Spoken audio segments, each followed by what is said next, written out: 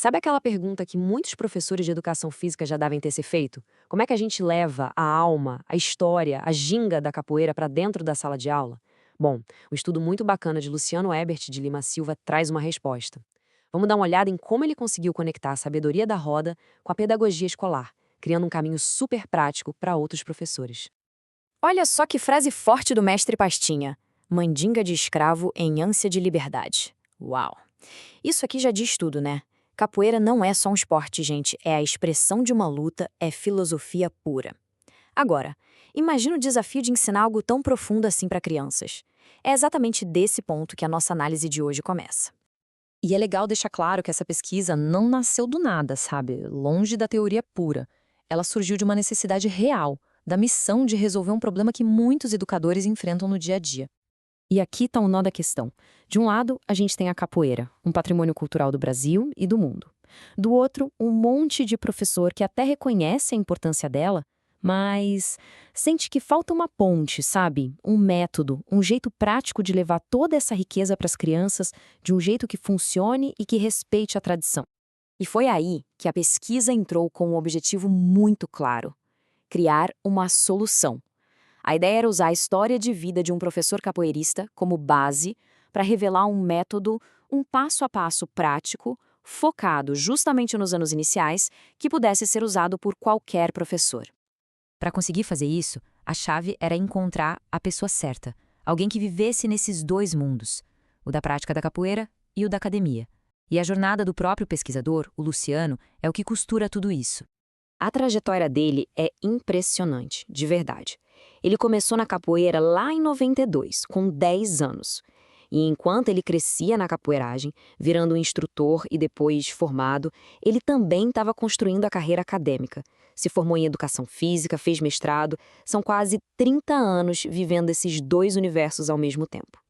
O que a gente vê aqui, então, são dois tipos de sabedoria. De um lado, o saber da prática, aquele conhecimento que vem da roda, do suor, da tradição oral que passa de mestre para aluno. Do outro, o saber acadêmico, que vem da faculdade, da teoria, do método científico. A grande sacada dessa pesquisa é que a resposta está justamente na fusão desses dois mundos. Tá, mas como é que essa fusão acontece de verdade, na prática? Qual é a fórmula mágica que une a tradição da capoeira com o que uma criança pequena precisa na escola? A resposta é surpreendentemente simples e genial. E aqui está o pulo do gato. Em vez de se preocupar se a ginga está perfeita ou se o golpe está tecnicamente correto, a chave é voltar para a essência, a brincadeira.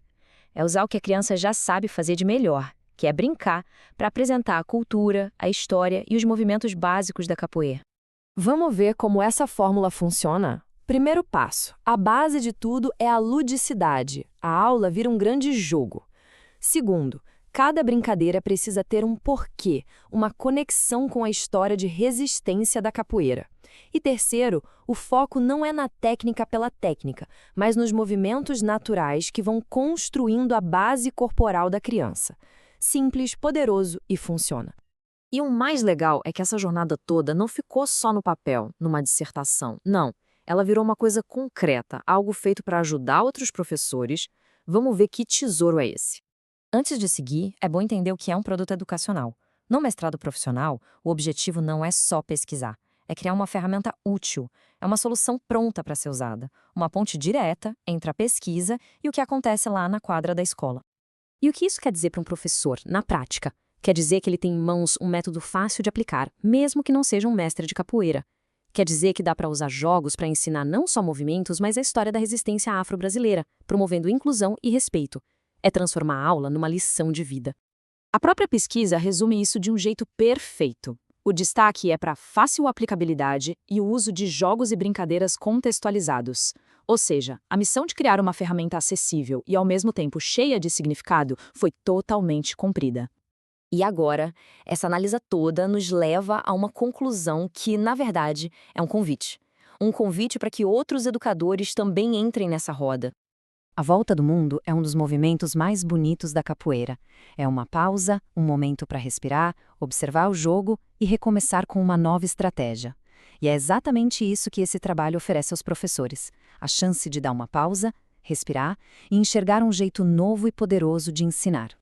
E a gente termina com essa provocação.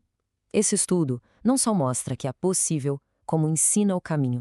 A capoeira na escola, desse jeito, usando a brincadeira e a história, deixa de ser só uma atividade física para se tornar uma ferramenta incrível de formação cidadã, cultural e humana.